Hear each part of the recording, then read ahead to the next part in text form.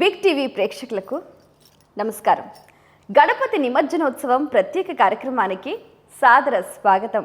తలచితనే గణనాథుని, తలచితనే విఘ్నపతిని, తలచిన పనిగా తలచితనే హేరముని, తలచిన నా విఘ్నములు తొలగుట కొరకను. భాద్రపద శుద్ధ చవితి నుంచి చతుర్దశి వరకు నవరాత్రి ఉత్సవాలను ప్రతి ఒక్కరూ ఎంతో వైభవపేతంగా అంబరానంటే సంబరంతో నిర్వహిస్తూ ఉంటారు. ఈ క్రమంలో ప్రతి ఒక్కరూ కూడా విఘ్న నాయకుడు అయిన ఆ గణాధ్యక్షుడిని ఆరాధించిన తర్వాత తన తల్లి చెంచకు చేర్చే క్రమంలో ఎంతో చక్కగా అట్టహాసంగా నిమజ్జన కార్యక్రమం నిర్వహిస్తూ ఉంటారు. మరి ఆ నిమజ్జనంలో భక్తుల చర్యలు, వాటి వెనుక ఉన్న అంతరార్థాలు, అసలు గణపతి తత్వం మనకు ఏం తెలియచేస్తుంది అనే విశేషాలకు సంబంధించి వైజ్ఞానిక శాస్త్రీయ కోణంలో చక్కటి విషయ పరిజ్ఞానాన్ని అందించడానికి ప్రముఖులు మనతో పాటు ఉన్నారు. ఎన్నో దశాబ్దాలుగా వేద సంస్కృతి పరిషత్ ద్వారా దేశ విదేశాలలో ఉన్న ఎంతోమందికి కూడా తన జ్ఞానాన్ని అద్భుతమైన రీతిలో అందిస్తూ ఉన్నారు. ఎన్నో పుస్తకాలు రచించారు. ఒక రచయితగా, వక్తగా, ఆధ్యాత్మికవేత్తగా, జ్యోతిష్య రత్నగా, జ్యోతిష్య కిరణంగా, ఒక వాగ్దేవి పుత్రుడుగా, ఇలా ఎన్నో పార్శ్వాల్లో, ఎన్నో కోణాల్లో బహుముఖ ప్రజ్ఞాశాలిగా తనకంటూ ఒక ప్రత్యేకమైన ముద్రను వేసుకొని ఎంతోమందికి మార్గదర్శిగా నిలిచారు. ప్రస్తుతం ఉస్మానియా విశ్వవిద్యాలయం తెలుగు శాఖ అధ్యక్షులుగా విశిష్ట సేవలు అందిస్తున్నారు ఆచార్య సాగి కమలాకర్ శర్మ గారు. వారితో మాట్లాడి మరిన్ని విషయాలు వారి మాటలు తెలుసుకుందాం. ఈనాటి కార్యక్రమాన్ని ప్రారంభిద్దాం. నమస్కారం గురుగారు. నమస్కారం. అసలు గణపతి తత్వం మనకేం తెలియజేస్తుందండి? సృష్టిలో ఉండేటటువంటి అనేక రకాలైనటువంటి శక్తులకు మన నిత్య జీవితంలో పూజలు చేస్తూ ఉండాలి. ఆ శక్తి అనేటటువంటి మౌలిక శక్తి ప్రకృతి శక్తి అవుతుంది. ఆ ప్రకృతి శక్తుల్లో విశేషమైనటువంటి ఒకానొక గొప్ప శక్తి భూమికి ఉండేటటువంటి గురుత్వాకర్షణ శక్తి. ఈ గురుత్వాకర్షణ శక్తికి సంవత్సరంలో ఒక్కసారైనా మనస్ఫూర్తిగా చేసేటటువంటి కృతజ్ఞత భావంతో చేసే పూజ ఈ గణపతికి సంబంధించినటువంటి పూజ. భూమ్యాకర్షణ శక్తి లేదా గురుత్వాకర్షణ శక్తే గణపతి లేదా విఘ్నేశ్వరుడు, విఘ్ననాయకుడు, వినాయకుడు అని పేరు కలిగినటువంటి వాడు. అది ఏ విధంగా ఏర్పాటవుతుంది, ఎట్లా ఏర్పాటవుతుంది అనేటటువంటిది కథ మనము వినాయక చవితి నాడు చదువుకునే కథ వెనక ఈ తత్వం అంతా క్లియర్గా ఉంటుంది. కథ బయటికి చూసేటట్టయితేనేమో సామాజిక పార్శ్వం కనపడుతుంటుంది, కథ లోతుల్లోకి వెళితే వైజ్ఞానిక పార్శ్వం కనపడుతుంది. అందుకని ఆ విఘ్నేశ్వరుని యొక్క తత్వం ఏమిటి అని చెప్పేసానంటే, విఘ్నేశ్వరుడు అనేటటువంటి ఒక ప్రతీక. భారతీయమైనటువంటి ఏ దేవాలయమైనా, ఏ దేవుడైనా సరే రూపము ఒకటి కనపడుతుందంటే ఆ రూపము వెనక తత్వం ఉంటుంది. మన తాతయ్య గారు ఫోటో ఉంటుందంటే ఫోటో చూడగానే అందంగా ఉన్నాడా లేడా అని ఇప్పుడు చూడం. ఆయన ఏం చూస్తాము, ఆయన అట్లా చేసేవాడు, ఇట్లా చేసేవాడు, అప్పుడు అట్లా ఉన్నాడు, ఇప్పుడు ఎట్లా ఉన్నాడని చెప్పేసి అని. ఏ గాంధీ గారి ఫోటో చూడగానే గాంధీ గారు గుండుందా, అద్దాలు ఉన్నాయా చూడటం. ఇప్పుడు గాంధీ గారు ఎటువంటి సేవలు చేశారో గుర్తుపెట్టుకుంటూ ఉంటాం. ఈ తత్వాన్ని దృష్టిలో పెట్టుకొని మన పూర్వీకులు చేసినటువంటి పని ఏంటంటే, ప్రతి వైజ్ఞానిక కోణానికి సంబంధించిన అంశము తప్పనిసరిగా మనం గుర్తుపెట్టుకోవాల్సిన దానికి అనుకూలంగా ఒక ప్రతీకగా మనకు వేరువేరు రూపాలను క్రియేట్ చేశారు. అటువంటి రూపాలలో చాలా విశేషమైన రూపం భూమి. శివునికి ప్రతీక కాబట్టి గుండ్రగా ఉంటుంది లింగం. భూమికి ప్రతీకగా శివుడైతే భూమి కుమారుడైనటువంటి గణపతి భూమి లోపల ఉండేటటువంటి అద్భుతమైనటువంటి భూమి ఆకర్షణ. ఆ ఆకర్షణతో కూడుకున్నటువంటి విధానాన్ని మనకు తెలియజెప్పేటటువంటిదంతా కూడా గణపతి విఘ్నేశ్వర తత్వం అని అంటాం. ఆ ఆకర్షణకు చేసే పూజ అది లేకుంటే మనం ఒక్క క్షణం కూడా బతకం. కాబట్టి భూమి ఆకర్షణ ఈ భూమి నుంచి కొంచెం డిస్టర్బ్ అయినప్పటికీ కూడా మనము దానికి ఎంత అంటిపెట్టుకొని ఉన్నామంటే అంత అంటిపెట్టుకొని ఉన్నాం. ఈ అంటిపెట్టుకున్నటువంటి దానిని ఒక్కసారి విసిరి కొడితే మనం ఎక్కడ పడతామో కూడా తెలియదు, అంతగా విస్తరించి ఉందన్నమాట. అందుకని ఆ భూమ్యాకర్షణకు మొదటి పూజ అందుకోవాలని చెప్పేసి తొలి పూజలు కూడా మన వాళ్ళు ఏర్పాటు చేసినటువంటిది. అటువంటి గణపతి లేదా విఘ్నేశ్వరుడు ఈ భూమ్యాకర్షణకు సంకేతమైనటువంటి వాడు. బాగుంది గురుగారు. మీరు చెప్తున్నారు కదా భూమి ఆకర్షణకని. అయితే మనకున్న 12 మాసాల్లో మరి భాద్రపద మాసమే ఎందుకు ఎంచుకున్నారు? సాధారణంగా భూమికి ఆకర్షణ శక్తి ఏర్పడటం కోసం మనవాళ్ళు చేసినటువంటి ప్రక్రియ ఏంటంటే, ఈ మన కథలో చెప్పినటువంటి విధానంగా అమ్మవారు అంటే పాంచభౌతిక శక్తి అమ్మవారు. ఆ అమ్మవారు ఏం చేసింది అంటే ఏదో ఒకటి నలుగు పిండిని ఒక బాలునిగా తయారు చేసింది అని చెప్పేసి కథ ఉంది మనకు. ఆ నలుగు పిండిని ఒక బాలునిగా తయారు చేసిన తర్వాత ఆ బాలుడు ఏమైపోయాడు అని చెప్పేసి ఆ బాలుణ్ణి శివుడు వచ్చి తల తీసి పారేశాడు. కథ అంతా కూడా మనకు తెలుసు కాబట్టి నేను ఇందుకు లోతుకు వెళ్ళట్లేదు. ఆయన లోపలికి వస్తున్నాడు, గజాసురుని కడుపులో నుంచి బయటికి వచ్చేసి ఆయన తలను తీసుకొని వస్తున్నాడు. చాలా బలమైనటువంటి తల అది. ఆ బలమైన తల, గజం అంటేనే చాలా పెద్ద జీవి కదా మనకు, అందుకని అటువంటి జీవి తలను తీసుకొని వస్తున్నాడు ఆయన. వచ్చిన తర్వాత ఈ పిల్లవాడినేమో తయారు చేసుకుని ఇంటి ముందర కాపలా పెట్టుకుంది పార్వతీదేవి. పార్వతీదేవి ఆ పిల్లవాడు ఈ శివుణ్ణి లోపలికి పోనివ్వట్లే, కొత్త తెలియదు కాబట్టి వాడి తలకాయ తీసేసి లోపలికి వెళ్ళాడు. లోపలికి వెళ్ళిన తర్వాత అప్పుడు అనిపించింది, ఆవిడ చెప్పింది నా కొడుకే వాడు, మనం తయారు చేసుకున్న పిల్లవాడేని. ఏం చేయాలి అనుకుంటే మొదటిగా మనకి విఘ్నేశ్వరునికి సంబంధించిన భూమి ఆకర్షణ ఎస్టాబ్లిష్మెంట్ అనేటటువంటిది ఎప్పుడు కూడా సరి అయిన విధంగా కాలేదు. అది సరిపోకపోతే బలమైనటువంటి మరొక ఏర్పాటు జరిగినటువంటిది ఎప్పుడయ్యా అంటే శివుడు వచ్చిన తర్వాత. అంటే భూమిలో స్పష్టంగా భూమినే ఏర్పాటు చేసుకుంది ఆకర్షణ శక్తిని. తన చుట్టూ తాను తిరుగుతూ, సూర్యుని చుట్టూ తిరుగుతూ తన ఆకర్షణ శక్తిని ఏర్పాటు చేసుకుంది. ఆ ఏర్పాటు చేసుకున్నటువంటి ఆకర్షణ శక్తి వచ్చిన తర్వాత అప్పుడు భూమి ఆకర్షణ ఒక స్థిరమైంది మనకు. ఎప్పుడైతే భూమి ఆకర్షణ స్థిరమైందో దాని చుట్టూ తిరుగుతూ ఉంటుంటే అప్పుడు మనకు మేఘమండలాలు, ఓజోన్ పొరలు అవన్నీ కూడా క్లారిటీ అయిపోయినాయి. అప్పటిదాకా దీనికి క్లారిటీ లేదు. అటువంటి దానిలో ఏమైపోయిందంటే భూమి ఆకర్షణ శక్తి మరి ప్రతి గోళంలోనూ కూడా ఈ ఆకర్షణ శక్తి ఉంటుంది కదా. మనకున్న ఉపగ్రహం ఏమిటి? చంద్రుడు. ఈ చంద్రాకర్షణ, భూమ్యాకర్షణ అనేటటువంటివి ఇబ్బందికరమయ్యేటటువంటి సమయము ఈ భాద్రపద మాసం. ఓహో. ఈ చంద్రాకర్షణ ప్రభావం చంద్రుడంటే మనస్సు, చంద్రుడంటే ఆకర్షణ శక్తి. చంద్రుని యొక్క ఆకర్షణ శక్తి భూమి ఆకర్షణ శక్తి మీద బలంగా ప్రభావం చూపించేసి దీన్ని డిస్టర్బ్ చేస్తూ ఉంటుంది. మరి అక్కడ భూమిలో డిస్టర్బ్ అయిందంటే భూమి మీద ఉండేటటువంటి మనను కూడా డిస్టర్బ్ చేస్తుందని కదా అది.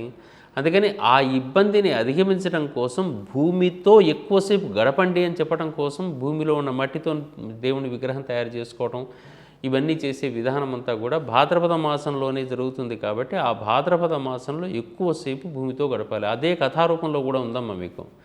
ఎందుకంటే ఆయనకు విఘ్నాధిపత్యం ఏర్పడ్డ తర్వాత మోయగలిగిన భారం అంటూ ఈయన మోస్తాడని చెప్పేసి అనుకున్న తర్వాత ఆయన అన్నీ తీసుకొని తిరుక్కుంటూ వచ్చిన తర్వాత సాయంత్రం పూట తండ్రికి నమస్కారం చేద్దామని నువ్వు వస్తే పొట్ట భూమి కానుతుంది కానీ చేతులు ఆనట్లేదు.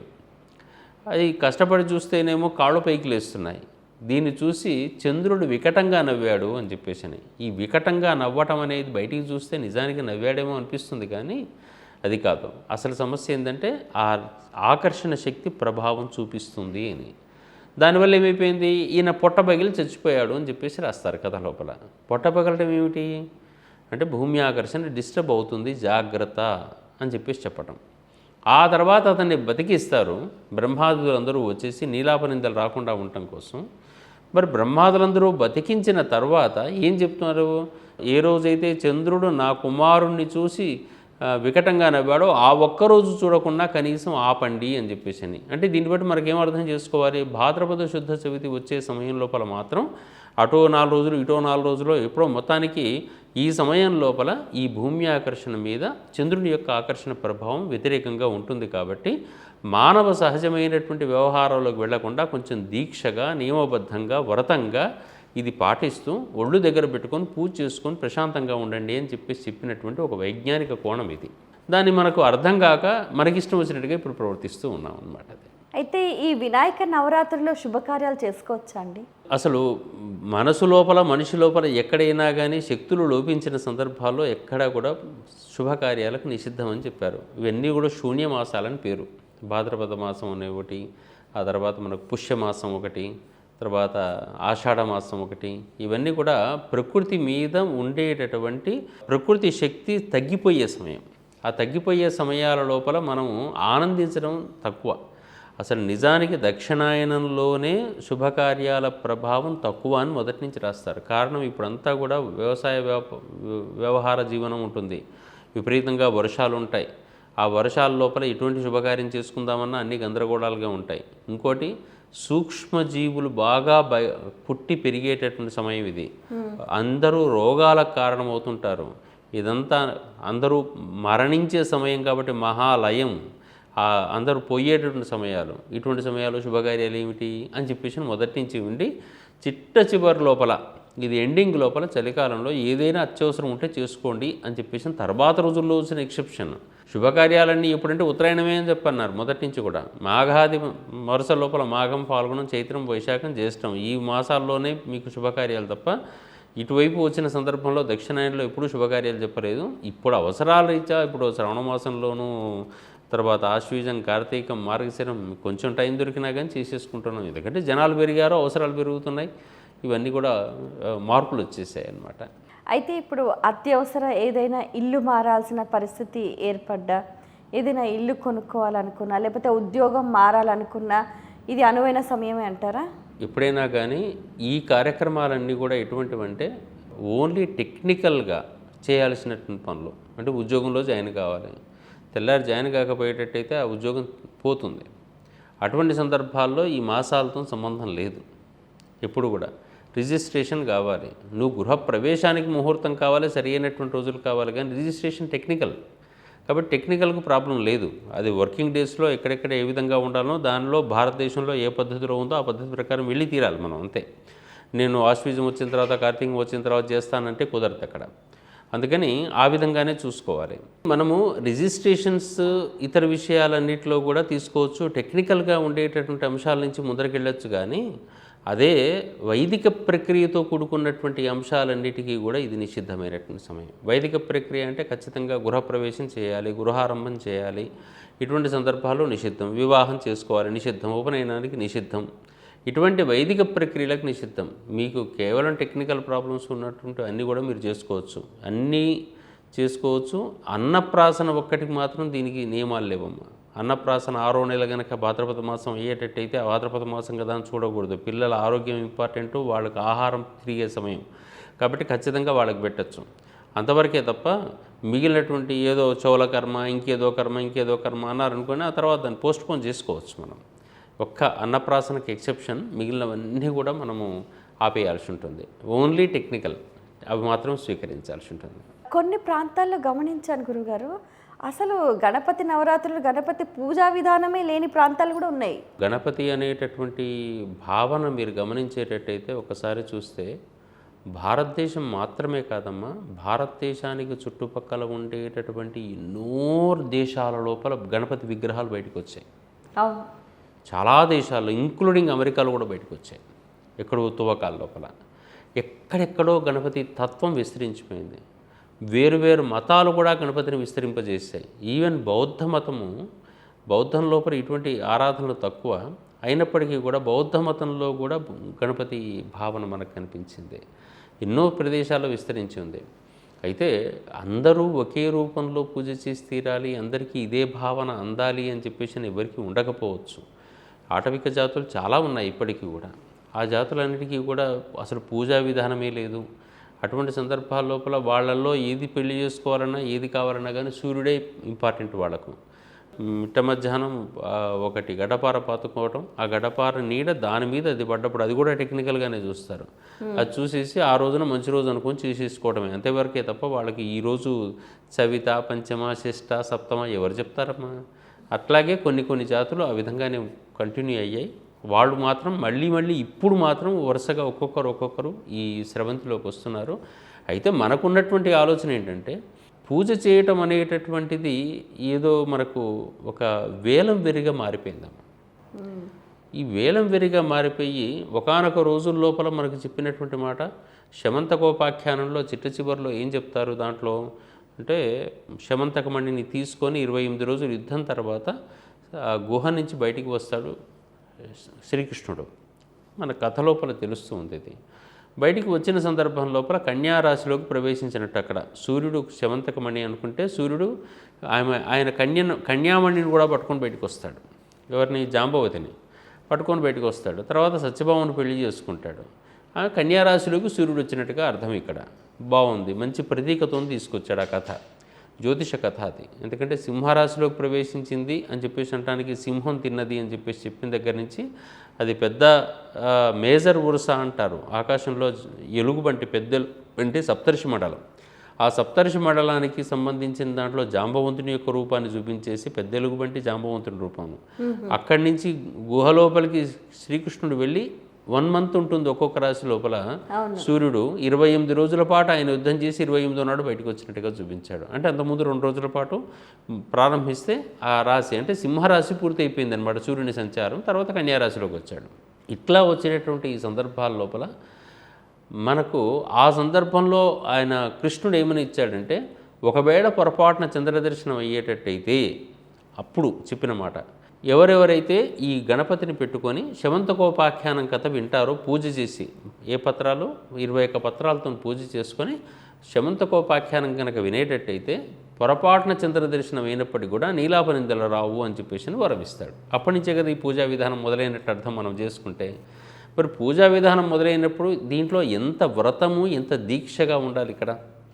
మన మీద నీలాప నిందలు మాత్రమే కాదు కదా, శరీరంలో ఆకర్షణ శక్తులు కోల్పోకుండా కాపాడుకోవాలి కదా. ఈ వైజ్ఞానిక తత్వం తెలియనటువంటి ఈ కాలం లోపల ఏంటంటే, చందాలు వేసుకోవడం, పెద్దగా గణపతిని తయారు చేసుకోవడం బాగుంది. ఈ కాలం కొత్త పద్ధతి కూడా ఉంది. ఎందుకంటే కొన్ని లక్షల కోట్ల రూపాయలు అనేటటువంటివి సమాజం లోపల టర్నోవర్ అవుతున్నాయి.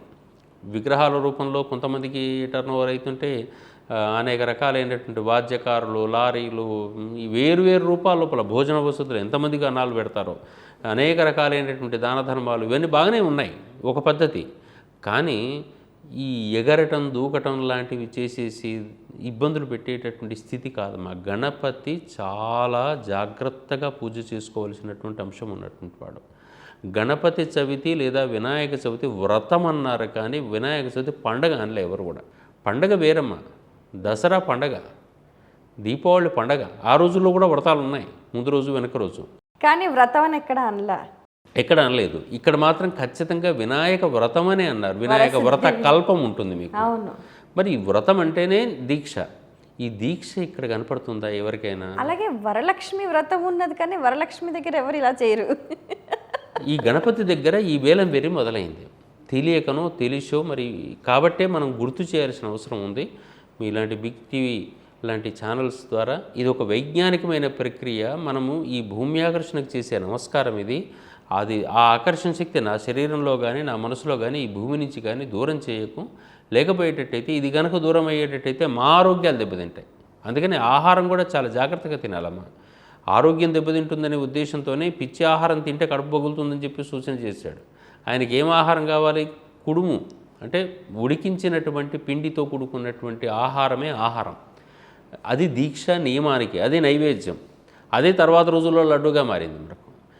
ఏదైనా సరే మొత్తానికి ఒకానొక రోజుల్లో చెప్పినటువంటి ఏదైతే మౌలిక భావన ఉందో ఆ మౌలిక భావన నుంచి మన అవసరాలకు తగ్గట్టుగా దానిని మౌల్డ్ చేసుకొని మనము దాన్ని హైలైట్ చేసుకుంటూ తీసుకొని వచ్చేసాం తప్ప, ఆ భక్తి, ఆ తత్వము, ఆ ప్రశాంతత దాని నుంచి బయటకు వెళ్ళి సెల్ఫీ కల్చర్లోకి వచ్చేసామమ్మా. ఇది తప్పనిసరిగా. గురుగారు, మనం గమనిస్తే కూడా వినాయక వ్రతకల్పం చేసుకున్న తర్వాత, గణపతిని ఆరాధించిన తర్వాత నిమజ్జనం చేయటం కూడా సంప్రదాయం. తల్లి ఒడికి గణనాథుడిని చేర్చటం అనే ఒక ప్రక్రియ. అయితే ఇది సాధారణంగా ఒకరోజు పూజ చేసి నిమజ్జనం చేసేవాళ్ళు ఉన్నారు, 3 రోజులకు, 7 రోజులకు, 9 రోజులకు, 11 రోజులకు. అసలు గణపతి నిమజ్జనం ప్రక్రియ ఎలా ఉండాలంటారు? నిమజ్జనోత్సవం పూర్వకాలంలో జరిగినటువంటి విధానం ఏంటంటే, ఎప్పుడైతే విగ్రహాలు మొదలైనాయో, ఇంత పెద్ద విగ్రహాలు ఎప్పుడూ లేవమ్మా. ఇటువంటి పెద్ద విగ్రహాలు, కొంచెం పెద్ద విగ్రహాలు తయారు చేసుకొని ఒక మంటపం ఏర్పాటు చేసుకోవాలి. మంటపం ప్రకారంగా సామాజికంగా అందరూ ఇళ్లలో చేసుకోలేనటువంటి వాళ్ళు కొంతమంది కూర్చొని ఒక దగ్గర చేసుకోవటం అనే ప్రక్రియ మొదలుపెట్టిందే మహారాష్ట్ర లోపల బాలగంగాధర తిలక్. అది ఆ రోజున స్వతంత్ర సంబంధమైనటువంటి పోరాటాలు చేసే సందర్భంలో వీళ్ళందరూ ఒక దగ్గర చేరటానికి ఒక అవకాశంగా ఆయన స్వీకరించాడు వాళ్ళ. సరే, ఆ తర్వాత నుంచి అన్ని ప్రాంతాలకు అది విస్తరించింది. మొత్తానికి మంటపాలు ఇప్పుడు అందరూ చేస్తున్నారు, అందరూ పూజలు చేస్తున్నారు, బాగుంది. కానీ చిన్న చిన్న విగ్రహాలు మట్టితోని చేయాలి. ఏ మట్టితో చేయాలి అంటే మన ఊర్లో ఉండేటటువంటి మన నీళ్లు ప్రవహించేటటువంటి ప్రదేశం కానీ లేదా కుంటల లాంటి ప్రదేశాల్లో కానీ ఉన్న దాంట్లో శుభ్రమైన ప్రదేశం నుంచి ఒక ఒండ్రు మట్టిని తెచ్చుకొని ఆ మట్టిని గట్టిగా చేసుకొని దానికి అచ్చులు పెట్టుకొని ఆ తర్వాత మనమే దాన్ని మట్టితోని తొండము గిండము అన్నీ తయారు చేసుకొని పూజ చేసుకోవాలి. ఈ పూజ చేసుకున్న తర్వాత ఇంకా ఏం చెప్పేవాళ్ళు అంటే ఎక్కడి నుంచి అయితే ఇక్కడ మట్టి తీశారో అదే ప్రదేశంలో కలపకుండా ఇంకో ప్రదేశంలో కలపాలి. మళ్ళీ మన ఇంకో చెరువులోనో ఇంకో కుంటలోనో ఇంకో ప్రదేశం లోపల అక్కడ మట్టి తీసేవాళ్ళు ఇంకోటి ఉంటారు కదా, అక్కడ వాళ్ళు ఇంకో చోట కలపటం. ఇట్లా కలపటం అనేటటువంటి ప్రక్రియ అనేటటువంటిది ఏంటంటే మళ్ళీ మట్టిలోనే కలపటం. ఇది గణపతికి సంబంధించి. గణపతి మట్టికి సంబంధించింది అంటే మట్టిలోనే ఆకర్షణ శక్తి. గురుత్వాకర్షణ శక్తి ఎక్కడి నుంచి వస్తుంది అంటే మట్టి దగ్గర నుంచే వస్తుంది. కాబట్టి పాంచభౌతిక శక్తికి సంబంధించినటువంటి దాంట్లో ఒక పార్టును ఈ గురుత్వాకర్షణలో కొంచెం భాగాన్ని నేను స్వీకరించాను, అది రూపం చేసుకున్నాను. ఆ రూపమైనటువంటి దాంట్లో భూమి ఆకర్షణ నేను కొలుచుకున్నాను, కొలిచి మళ్ళీ భూమిలోనే అర్పిస్తున్నాను. ఒక మట్టి మరొక మట్టి వైపు వెళ్ళి మట్టి కొట్టుకొని పోకుండా ఉండేటటువంటి సంప్రదాయం కూడా ఒక రకంగా ఉంటుంది. వేరియస్ ప్రదేశాల లోపల మట్టి కలయికల వల్ల కూడా ఈ దాంట్లో ఉండే సారము దెబ్బతినకుండా కాపాడుకునే ప్రయత్నం జరుగుతూ ఉంటుందన్నమాట. ఒక చోట మట్టి ఇంకో చోటికి చేసే సందర్భాల లోపల ఆ గణపతిని అలాగే తీసుకెళ్ళిపోయి ఉత్తగానే అట్లా పడేయటం కాకుండా ఏదో పాట పాడుకుంటూ వెళ్ళటం లేదా ఓ భజన చేస్తూ వెళ్ళటం. నా చిన్నప్పుడు బాగా గుర్తమ్మ, చాలా ప్రదేశాల్లో కొన్ని అద్భుతమైనటువంటి ప్రదేశాల లోపల గణపతి మంటపాల దగ్గరికి వచ్చేసేసి రాత్రిపూట దాదాపుగా 6-7 నుంచి మొదలుపెట్టి రాత్రి 1 వరకు కూడా వేరియస్ మంటపాల్లో విపరీతంగా భజనలు చేసేవాళ్ళం. భజన సంప్రదాయం. ఒక గుంపు కనుక ఉందంటే ఆ గుంపు బయలుదేరి వెళ్ళిపోవడం. వాళ్ళు ఏం కోరుకోరు, ఇంత పులిహార పెడితే తినేవాళ్ళు. వెళ్ళిపోయి అక్కడ కూర్చొని ఒక అర్ధగంట సేపు చేసిన తర్వాత మళ్ళీ ఇంకో దగ్గరికి వెళ్ళిపోయేవాళ్ళు, ఇంకో వాళ్ళు ఇక్కడికి వచ్చేవాళ్ళు, మళ్ళీ వీళ్ళు ఇంకో చోటుకి వెళ్ళేవాళ్ళు. ఒక 5-6 బృందాలు ఉండేవి. ఇట్లా ప్రతిరోజు ఈ 9 రోజుల పాటు భజనలు చేయటమే కాకుండా ప్రతి విగ్రహము మళ్ళీ వెళ్ళేటప్పుడు వాళ్ళకంటూ ఒక భజన బృందము, సన్నాయి మేళాలు ఇవన్నీ ఉండేవి. ఇప్పటిలాగా డీజేలు కాదమ్మా, ఈ పిచ్చి ఎగురులు కావవి. భజనతో పాటు అడుగులు వేస్తూ చక్కనైనటువంటి పాటలు పాడుకుంటూ వెళ్ళేటటువంటి భక్తి సంప్రదాయమే ఉండేదన్నమాట. ఆ భక్తి సంప్రదాయము ఇప్పుడు పోయిందమ్మా. ఇది సరి అయిన పద్ధతి కాదు. మనం ఎప్పుడూ కూడా సరి అయినటువంటి వైజ్ఞానిక విషయాలను భక్తి సంప్రదాయాలను ప్రోత్సహించాలి తప్ప నాకు తోచింది కదా నేను ఎగురుతానని చెప్పేసి అని అనుకోవటం అనేది కాదు. ఈ సౌండ్స్ కానీ ఈ వ్యవహారం కానీ అప్పట్లో లేవమ్మా. అంటే ఇదేదో ఒక ఆనంద హేళలాగా ఎవరు ఆనందపడాలి ఎవరు అంటే దీంట్లో కూడా భక్తి లోపల మనస్సును ఏకీకృతం చేసేటటువంటి ఒక భావన ఉంది. ఇది రక్తి లోపల ఉండి ఇది ఎగరాలంటే మనస్సు శరీరం వేరు రకాలైన కోరికలు కోరుకుంటూ ఉంటుంది. ఇది సరైనది కాదు. మీరు డ్రెస్సింగ్లు కొత్తవి పెట్టుకోండి, ఇంకేమైనా చేసుకోండి, కానీ చక్కనైనటువంటి పూర్వకాలం నాటి ఒక తిరుపతి లోపల వెంకటేశ్వర స్వామిని తీసుకుని వెళ్తుంటే బ్రహ్మోత్సవాల ముందర ఎంత అలంకారాలుగా వెళ్తారు వాళ్ళలో భక్తి లేదా? అది ఎంత ఆనందాన్ని ఇస్తుంది. కొన్ని వరుసగా ఒక 20-30 మంది గణాలు వెళ్తూ ఉంటుంటాయి కదా, ఇటువంటి గణాలకు అధిపతే కదా మనకు గణపతి అంటే. మరి అన్ని గణాలు వెళ్తున్నప్పుడు అందరినీ మనం చూడగలుగుతున్నప్పుడు మనం ఈసారికి ఈ రకంగా వెళ్దాం, ఈ పద్ధతిలో వెళ్దాం, ఈ భజనతోనే వెళ్దాం, ఈ బృందంతో వెళ్దాం అని చెప్పేసి మనం ఆ రూపంలో వెళ్ళగలగటం అనేటటువంటిదే సరి అయినటువంటి పద్ధతి. అంతవరకే తప్ప భక్తి లేనటువంటి కేవలము శరీరపరంగా మనస్పరంగా ఒక ఉత్తేజము ఉక్రోషము పెంచుకునేటటువంటి భావాలతో ఉండేటటువంటిది మాత్రం ఈ వినాయక వ్రతం అప్పుడు నిషిద్ధమమ్మా. నిజానికి ఈ కాలం లోపల అది పెరుగుతూ వచ్చింది, కొంచెం అందరికి తెలుస్తుంది అనే విషయంతో చెప్తున్నటువంటి మాట ఇది. ఈ గణపతి నిమజ్జనం చేసే క్రమంలో మన ఇంట్లో చేసుకున్న మట్టి గణపతిని మనకున్న ఇంట్లో నీళ్ళల్లో నిమజ్జనం చేసుకోవచ్చు అంటారా? ఈ మధ్య కాలంలో అదొక మంచి ప్రక్రియగా ఉందమ్మా. దాంట్లోనే కొన్ని విత్తనాలు కూడా వేసి పెడుతున్నారు. గణపతిని తయారు చేసేటప్పుడే మట్టి విగ్రహాలు తయారు చేసుకుంటూ దాంట్లో విత్తనాలు పెట్టిన కుండీ ఏర్పాటు చేసేసి ఆ కుండీలోనే కనుక తర్వాత వృక్షాలుగా బయటకు వస్తున్నాయి. అది సంప్రదాయం కొనసాగించవచ్చు. కాకుంటే ఇప్పటి రోజుల్లో ఎందుకు ఈ కొనసాగింపు చర్యలు అని చెప్పేసి అంటే హైదరాబాద్ లాంటి పట్టణాల లోపల ఎక్కడ పడేద్దామన్నా కానీ అదొక రకమైనటువంటి ప్రత్యేకమైన ప్రక్రియ కాబట్టి ఏదో విసిరేసి రావడం కన్నా కూడా ఇదొకటి జలం లోపల కలిపే ప్రక్రియ, ఆ తర్వాత దాన్ని వృక్షంగా మార్చుకునే ప్రక్రియగా కొత్త పద్ధతి ఇది. నిజానికి గతంలో ఉన్నటువంటిది కాదు. గతంలో ఉన్నదల్లా కేవలం మన కుంటలు మన చెరువులు, ఆ చెరువుల లోపల ఉండేటువంటి మట్టిని మాత్రమే తీసుకుని రావాలి, మళ్ళీ మరొక చెరువు లోపల కలిపి రావాలి. ఇది విశేషంగా ఉన్నటువంటి ప్రక్రియ. బాగుంది.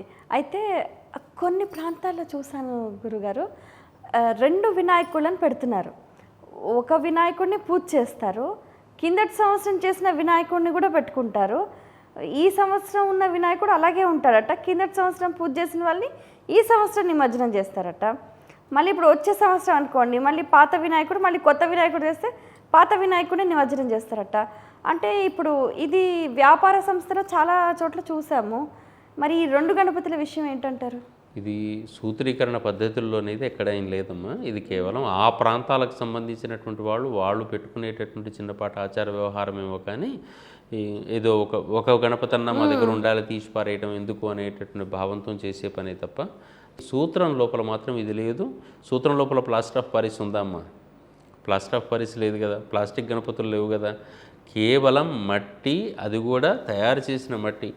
మాకు చాలా గుర్తు, కండ్లు పెట్టాలంటే గురువింజ గింజలు ఉంటాయి, చక్కగా తొండం పెట్టాలంటే బియ్యం గింజలు పెట్టుకునేటువంటి విధానం ఉండేది, భుజానికి కీర్తులు పెట్టేసేసి వాటికి బియ్యం గింజలు పెట్టేటువంటి వాళ్ళు. ఎంత అద్భుతంగా ఉండేవి అవన్నీ కూడా. అవన్నీ ఎక్కడ పోయినాయి? అంటే మనం ఇండ్లల్లో చేసుకునేటటువంటి చిన్న గణపతులు మట్టి విగ్రహాలతో కూడుకున్నవి కూడా మనకు దొరుకుతున్నాయి కదా, అటువంటివి కూడా మనం ప్లాస్టర్ ఆఫ్ పారిస్ తెచ్చుకుంటున్నాం. అది ఎక్కడ పారేయడం ఎందుకు, బాగా అందంగా ఉంది కదా అని దాచుకుంటున్నాం. ఇది వస్తున్నటువంటి సమస్య. అటువంటి ఆకర్షణీయమైనటువంటి విగ్రహాల కన్నా కూడా ఈ గణపతి విషయంలో ఈ సమయంలో మాత్రం భూమికి సన్నిహితంగా ఉండాలి అనేటటువంటిది వైజ్ఞానిక ప్రక్రియ. భూమికి సన్నిహితంగా ఉండేటటువంటి వృక్షజాతులతో కలిసి ఉండేటట్టయితే, పూల జాతికి దగ్గరగా ఉంటే ఒక అరోమా థెరపీ అంటాం, వృక్షజాతికి కూడా సన్నిహితంగా ఉంటుంటూ మనం అనేక రకాల ప్రక్రియలు చేయొచ్చు. అంటే ఆ వృక్షజాతికి సన్నిహితంగా ఉండేటట్టయితే ఆ వాసన అనేటటువంటిది, అవి ముట్టుకోవటం ద్వారా వచ్చేటటువంటిది, ఇదంతా ఒక రకమైన ఆరోగ్యం. 21 రకాల పత్రులతో మనం సమాగమం పొంది ఉండటం అనేది, అటువంటి దాంతో మనం కలిసి ఉండటం. ఆ తర్వాత మీరు 3 రోజులు చేస్తారా 5 రోజులు చేస్తారా అనేటటువంటిది మీకున్నటువంటి అవగాహన, మీకున్నటువంటి విధానం అమ్మ. 11 రోజులు చేయటం అనేటటువంటిది ఎప్పుడూ లేదు. విశేషం ఏంటంటే ఎప్పుడైనా ఈ బేసి సంఖ్య కలిగినటువంటి రోజుల లోపల మీ ఇష్టం అని చెప్పేసి అన్నారు. కానీ మొదటి నుంచి చెప్పినటువంటిది నవరాత్రులే, అమ్మవారికి చెప్పిన నవరాత్రులే, గణేశునికి నవరాత్రులే. నవరాత్రుల పాటు నేను చేసుకోలేనటువంటి విధానంలో రోజు రోజుకు తగ్గుతుంటున్నప్పుడు కనీసం 7 రోజులైనా, కనీసం 5 రోజులైనా, కనీసం ఇట్లా చెప్పుకుంటూ వచ్చేసి చిట్ట చివరికి ఇవాళ చేసుకుంటే రేపన్న చేసుకుంటారా అని చెప్పేసి, ఒక రాత్రన్నా గడుపు అని చెప్పేసి, ఇట్లా త్రిరాత్ర, పంచరాత్ర, సప్తరాత్ర, నవరాత్ర అని చెప్పేసి పెట్టుకున్నారు. ఇప్పుడు కూడా 11వ రోజు నాడు చేయడానికి కారణం ఏమిటంటే ఈ భాగ్యనగరం లాంటి ప్రదేశాల లోపల 9 రాత్రులు పూర్తి కావాలి, 10వ నాడు దాన్ని ఎత్తేయాలి. 10 నాడు తీసిన తర్వాత ఆ రోజు నాడు మనం అరేంజ్మెంట్స్ అన్నీ చేసుకోవడం, అవన్నీ చేసుకునేటట్టయితే లారీలు కావాలి, ఇవన్నీ కావాలి. అదిగాక హైదరాబాద్లో ఒక వ్యవస్థకు ఒక రోజుకు సెలవు, దానికి తగ్గినటువంటి వ్యవహారం అంతా మారాలి. కాబట్టి అనంత పద్మనాభ చతుర్దశి అనేటటువంటిది ఖచ్చితంగా మనకు నిమజ్జనోత్సవం రోజుగా మన వాళ్ళందరూ కూడా డిక్లేర్ చేసుకుని ఆ రోజు నాడు చేస్తున్నాడు అనమాట. 9 రాత్రులు పూర్తయిన తర్వాత 10 నాడు ఉదయము కదిలించేసి ఆ 10 నాడు ఉదయమే నిమజ్జనం చేసి రావచ్చు. 11 నాడే చేయాలని సూత్రం ఏమీ లేదు అసలు.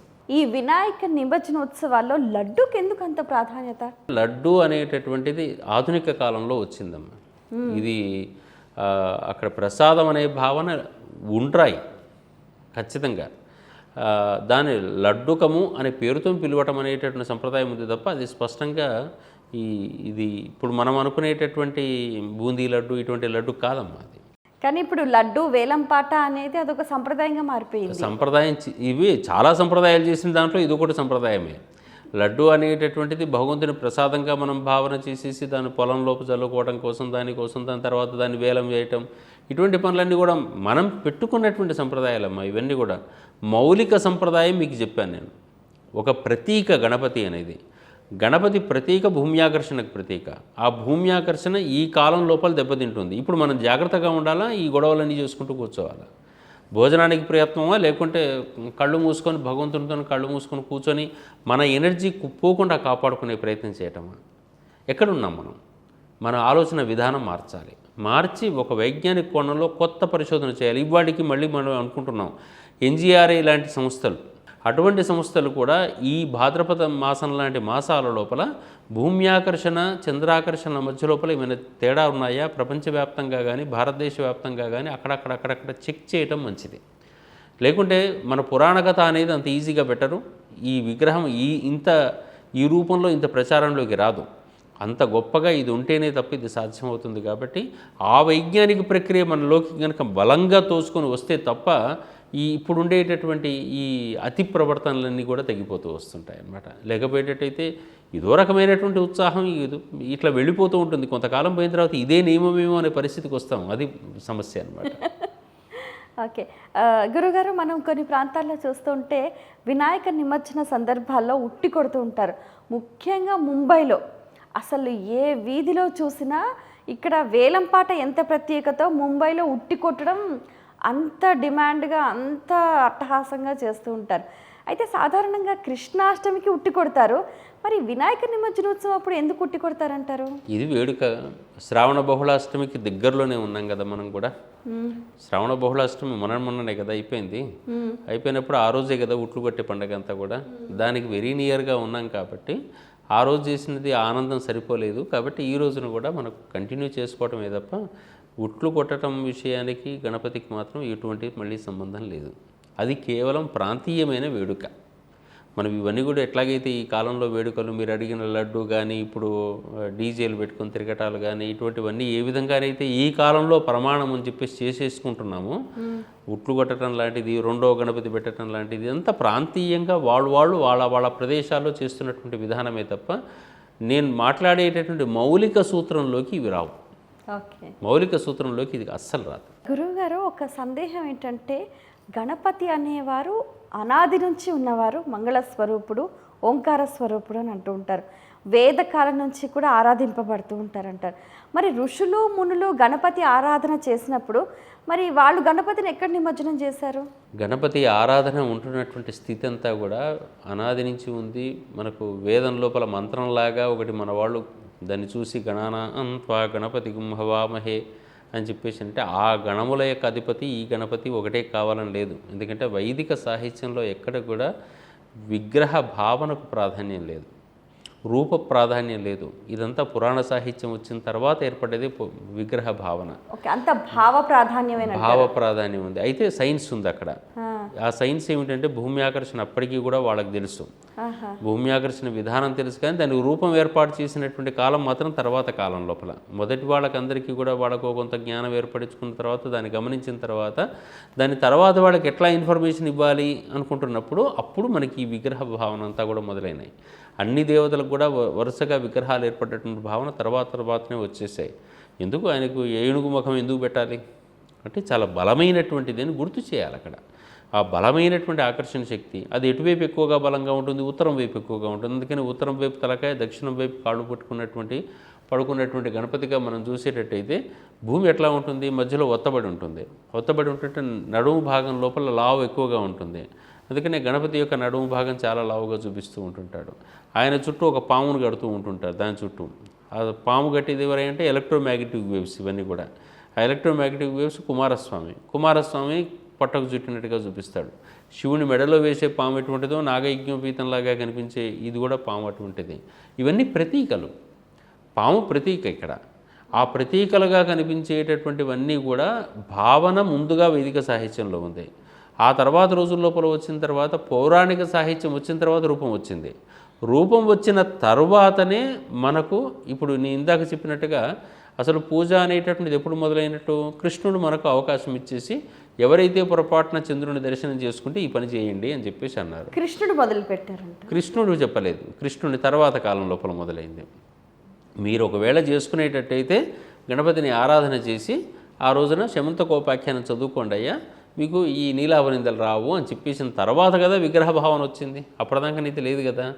అందుకని తర్వాత రోజుల్లో వచ్చినటువంటి విధానం అంతా కూడా ఆ రోజుల్లో కూడా ఇదే పద్ధతి. మనం ఏ పద్ధతి అయితే ఎవరెవరైతే పూజ చేద్దాం అనుకుంటున్నారో రీసెంట్ కాలాలే కదా, 4-5 వేల ఏండ్లు. ఈ 4-5 వేల ఏండ్ల లోపల మనకు కనిపించినటువంటిది ఏంటంటే విగ్రహం చిన్నది ఏర్పాటు చేసుకోవడం, పక్కనే ఉండే నీళ్ళ లోపల కలిపేసి రావటం, ఇటువంటి పనులే చేసుకున్నారు ఆ రోజుల్లో. ఇటీవల కదమ్మా ఈ 50 ఏళ్లలో కదా ఈ విగ్రహాలు పెద్దవి ఏర్పాటు చేసుకోవటం, వీధుల లోపల పెద్ద ఉత్సవాలు చేయటం, ఇవన్నీ ఈ 40-50 ఏళ్లలో జరిగినవే. అంతకన్నా ముందు లేవు. ఏ చరిత్ర చెప్పలేదు ఇక్కడ మనకు. మనం గమనిస్తే కూడా గణపతి ఆకృతులు అనేవి మనకు పురాణ పరంగా చూస్తే 32 గణపతులు అని చెప్తూ ఉంటారు ముద్గల పురాణం ప్రకారంగా. అలాగే ఎన్నో రకాల ఆకృతులు, రకరకాల పదార్థాలతో గణపతులను తయారు చేస్తూ ఉంటారు. తర్వాత వాటిని ప్రసాదంగా పంచుతూ ఉంటారు. అయితే ఇన్ని రకాల ఆకృతులను చూసినప్పుడు ఆ ఆకృతిలోని ఆంతర్యాన్ని ఎలా అర్థం చేసుకోవాలి? అసలు మౌలిక ఆకృతుల మీద ఒకసారి దృష్టి పెట్టండి అమ్మా మీరు. ఇప్పుడు చేసేటటువంటి బయటికి కనిపించే ప్రదర్శనాత్మకమైనటువంటి ఆకృతులు స్వీట్తో తయారు చేశారా, రూపాయి నోట్లతో తయారు చేశారా, లేకుంటే ఈ చాక్లెట్లతో తయారు చేశారా, ఇంకా ఇటువంటి భావాలన్నీ కూడా మణులతో తయారు చేశారా, పర్యావరణ గణపత, ఏదో పేరు చంద్రయాన్ గణపత, ఇటువంటివన్నీ కూడా తర్వాత రోజుల్లో చెప్పేటటువంటివి. కానీ అసలైనటువంటి మౌలికమైనటువంటి ఆకృతుల లోపల చాలా గణపతుల రూపం అనే ఉదాహరణ నృత్య గణపతి అని ఉంటుంది, లేకుంటే విద్యా గణపతి అని ఉంటుంది, ఉచ్ఛిష్ట గణపతి అని ఉంటుంది. ఉపాసన దాంట్లో ఉచ్ఛిష్ట గణపతి చాలా విశేషమైనటువంటి గణపతి.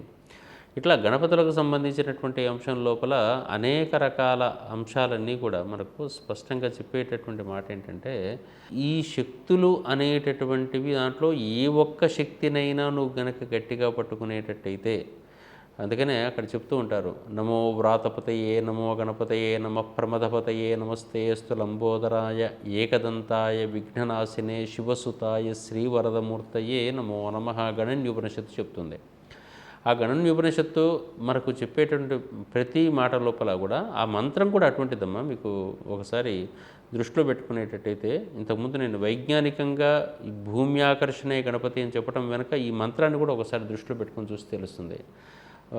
ఓం శ్రీం హ్రీం క్లీం గ్లౌం గం గణపతయే వరవరద సర్వజనం మే వశమానయ స్వాహ. ఈ మంత్రంలోనే చాలా విశేషం ఉందమ్మా. సర్వజనం మే వశమానయ అంటాడు. ఈ సర్వజనమే వశమానయ్య అంటే మీరు నాకు వశం కావాలి, ఆయన నాకు వశం కావాలి, వీళ్ళు నాకు వశం కావాలి, ఇది కాదమ్మా. ఈ భూమి మీద ఉండేటటువంటి ఆకర్షణకు అందరూ కూడా ఆకర్షితులై ఉండాలి అని చెప్పేసి చెప్పటం. గమ్ అనేది ఆకర్షణ బీజం, అందుకనే గణపతి. గమ్ అనేది లం అనేది పృథ్వీ బీజం, లంబోదర శబ్దం దాని నుంచి వచ్చిందనమాట. లం పృథ్వీ బీజం, గమ్ ఆకర్షణ బీజం, అందుకని ఈ రెండింటికి కలిపి గ్లౌం శబ్దం తీసుకున్నాడు. ఆ తర్వాత గమ్, ఈ గమ్ ఆకర్షణ బీజం ఇంతే కాదమ్మా, ఈజీగా అర్థం చేసుకోవాలంటే ఇంగ్లీష్లో కూడా గమ్ అంటే అతుక్కునేది అని అర్థం, బాగా అతుకు పెట్టుకునేది. అంటే భూమికి అతుకుగా ఉండాలి అని చెప్పేసి చెప్పినటువంటి బీజాక్షరం అనమాట.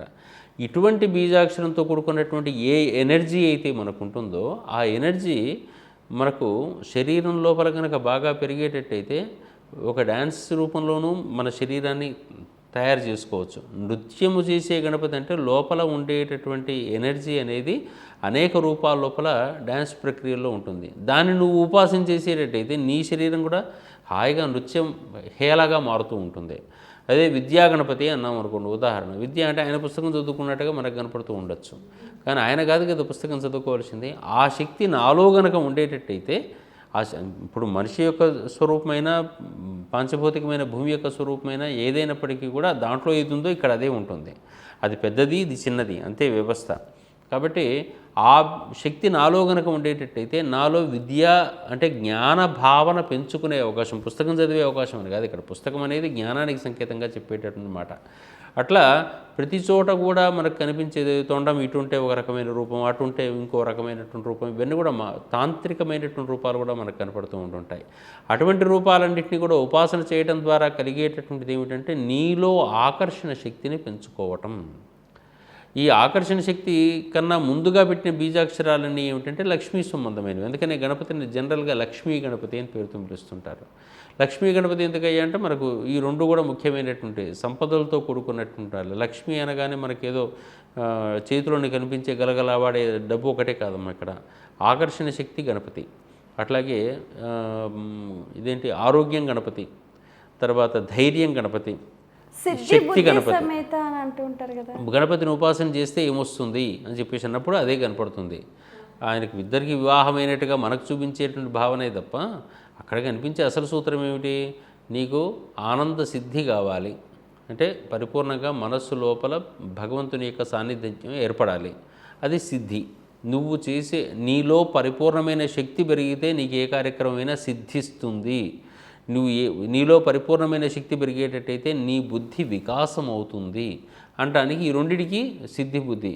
అదే కథ కదమ్మా మనకు దాంట్లో చెప్పేటటువంటి బుద్ధి కలిగినటువంటి గణపతి ఏం చేస్తుంటాడు, తండ్రి మీకు వెంటనే తిరిగి రాపో 3,50,00,000 నదుల లోపల స్నానం చేసి వస్తే నేను విఘ్నాధిపత్యం ఇస్తానని అంటాడు.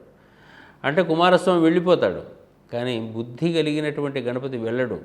తండ్రి ఇటువంటి ఈ భావన మీరు ఇచ్చారంటే, నేను అశక్తుని తెలిసి కూడా ఇచ్చారంటే దీని వెనుక ఏదో మర్మం ఉంటుంది, అది ఏందో నాకు చెప్పండి అని చెప్పేసి కూర్చొని అది నేర్చుకొని ఆ నారాయణ మంత్రం జపించుకుంటూ సకృత్ నారాయణేత్యుక్తాన్ పుమాన్ కల్పశతత్రయం గంగాది సర్వతీర్థేభ్యో స్నాతో భవతి పుత్రక అని చెప్పేసి అని అనిపించుకున్నట్టుగా అక్కడ కూర్చొని తండ్రి దగ్గర కూర్చొని తపస్సు చేసుకుంటూ కూర్చొని అక్కడ కుమారస్వామి వెళ్ళిన ప్రదేశంలోకెల్లా ఆయన నదిల నుంచి దాటినట్టుగా కనిపించాడు. ఇది బుద్ధి కలిగిన వాడు చేసే పని.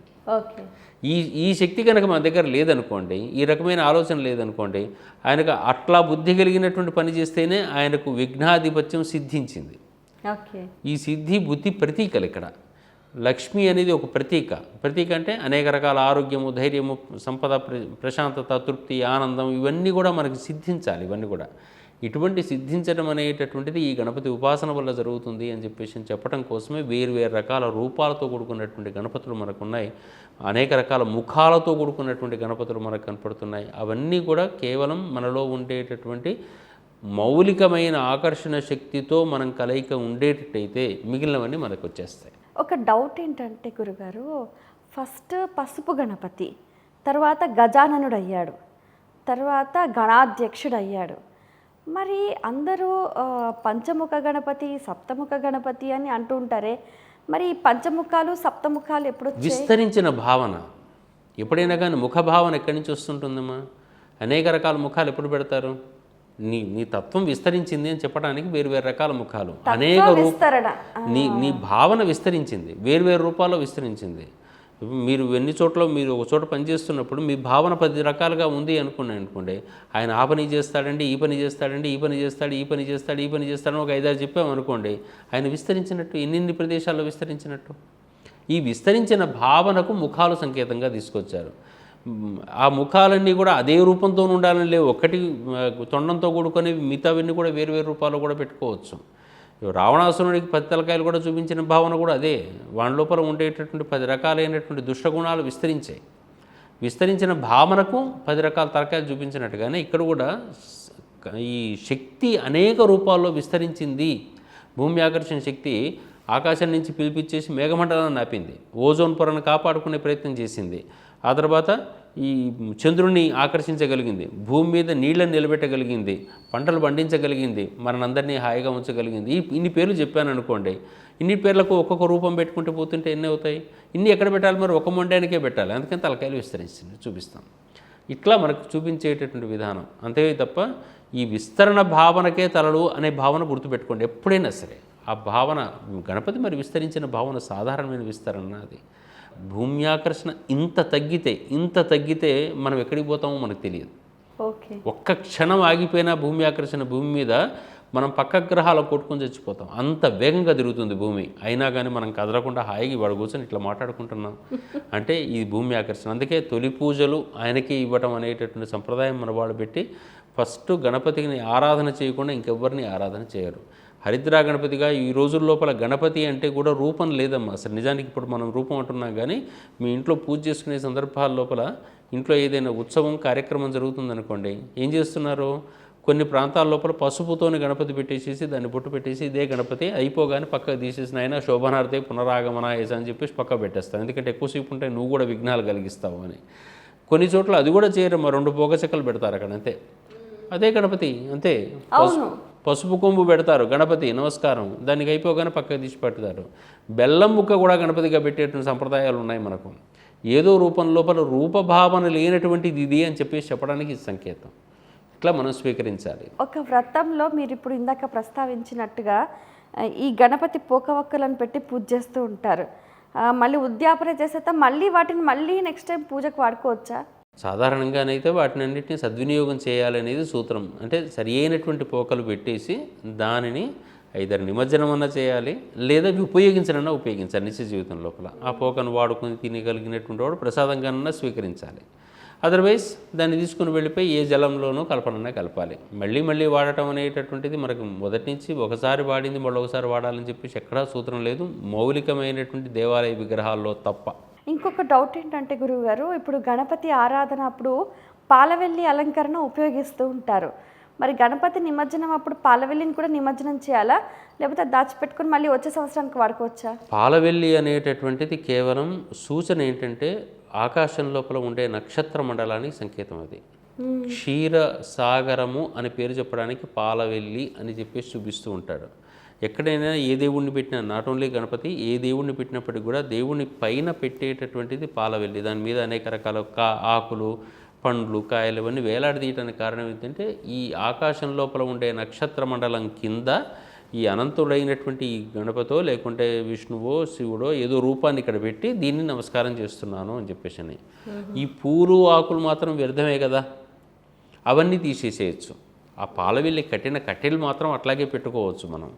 ఆ తర్వాత గణపతికి సంబంధించిన దాంట్లో తప్పనిసరిగా నిమజ్జనం చేయాల్సిన మరొక అంశం ఏంటంటే నిన్న మొన్న వాడినటువంటి ఈ ఆకులు, ఏదైతే మెడిసినల్ ప్లాంట్స్ అని మనం భావన చేసేసి ఆకులన్నీ మనం తీసుకొని వచ్చేసి 21 పత్రాలను తీసుకొచ్చామో అదే ఆకులు మళ్ళీ జలంలో కనుక వేసేటట్టయితే జలము శుద్ధిగా మారుతుంటుంది, అది మెడిసినల్ వాల్యూస్తో మారుతూ ఉంటుంది. ఆ జలాన్ని తాగేటటువంటి పశువులు ఉంటాయి, ఇంకేవో ఉంటుంటాయి, అవన్నీ కూడా పరిపూర్ణంగా లోపరహితంగా మారిపోయే అవకాశం ఉంటుంది. కాబట్టి దాన్ని కలిపే సంప్రదాయం కూడా వచ్చింది మనకన్నమాట. అంటే ఔషధీ గుణాలు పెంపొందుతాయి అన్నమాట. పెంపొందుతాయి, అక్కడ కూడా ఖచ్చితంగా పెంపొందుతాయి.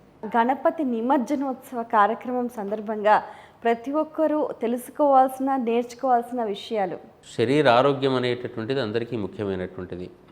ఆరోగ్యం కాపాడుకునేందుకు అవసరమైనట్టుగా ఈ భూమి ఆకర్షణ శక్తితోని మనం ఎక్కువసేపు గడపటం అనేది గణపతి ఉప ఆసన. మన మనస్సును కేంద్రీకరించేసి ఈ భూమి ఆకర్షణతో కనుక కలుపుకునేటట్టయితే నీవు కూడా ఆకర్షణ శక్తిగా మారతావు, గొప్ప ఆకర్షణ శక్తి అవుతావు. భూమి ఎట్లా ఎన్ని లక్షల మందిని, ఎంత జలాన్ని, ఈ చుట్టుపక్కల మేఘమండలాన్ని ఎంతటి ఆకర్షించి ఉండగలుగుతుంటుందో, చంద్రుడు కూడా భూమిని దాటి వెళ్ళలేకపోతున్నాడు. అట్లా ఉండగలుగుతుంటుందో అదే విధంగా మనలోనూ కూడా అద్భుతమైనటువంటి ఆ శక్తిని పెంచుకోవాలి అని చెప్పేసి గణపతి ఇచ్చే ప్రతీక. ఆ శక్తిని మనం కాపాడుకోవాలి. అట్లాగే ఈ అనవసరమైనటువంటి ఎగురుల కన్నా కూడా దాన ధర్మాలకు ఎక్కువగా ప్రాధాన్యం ఇస్తూ ప్రశాంతంగా కాలం గడుపుతూ భజనాది సంప్రదాయాలు చేసుకుంటూ పాటలు పాడుకుంటూ ఆటలాడుకుంటూ ఆ గణపతి తత్వంతోనే ఎక్కువసేపు మమేకమై ఉండేటట్టయితే మనకు ఈ గణపతి చవితి అనేటటువంటి ఒక వైజ్ఞానిక ధోరణిలో కనపడుతుంది. ఆ పనిలో మనం అందరం కనుక నిమగ్నం అయ్యేటట్టయితే ఆ శక్తి మనకు వస్తుంది. డెఫినెట్గా మనకు చంద్రాకర్షణ వల్ల కలిగేటటువంటి దోష నివారణ మన మనస్సుకు తప్పనిసరిగా జరిగి మనమంతా ప్రశాంతంగా ఉండే అవకాశం ఉంటుంది. చాలా సంతోషం గురుగారు, మీ అమూల్యమైన సమయాన్ని కేటాయించి ఎన్నో విషయాలను వివరంగా మా అందరికీ తెలియజేసినందుకు ధన్యవాదాలు. సంతోషం అమ్మా, శుభం. వినాయకుడి నిమజ్జనం చేసేటప్పుడు తగిన జాగ్రత్తలు తీసుకుంటూ సంప్రదాయ పద్ధతిలో మంగళ వాయిద్యాలతో భజనతో ఆ గణనాథుడిని సాగనంపే ప్రయత్నం చేయండి. బై బై గణేష అంటూ ఆ గణనాథుడిని సాగనంపే ప్రయత్నంలో భాగస్వాములు అవుతారని ఆశిస్తూ మరో కార్యక్రమంలో మళ్ళీ కలుసుకుందాం. అంతవరకు సెలవు, నమస్కారం. For more videos like this, subscribe Big TV channel.